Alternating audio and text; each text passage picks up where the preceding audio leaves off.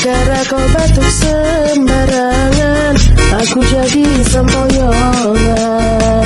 Hobi masyarakat sekarang yang penting keren katanya. Gara-gara kau batuk sembarangan, aku jalan sempoyongan. Hobi masyarakat sekarang yang penting keren katanya. Kalau lagi batuk-batuk, jangan lupa etikanya. Belajar lagi, etika batuk.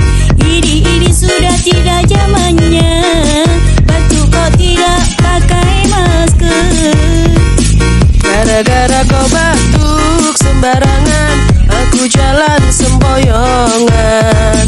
Hobi masyarakat sekarang yang penting keren katanya.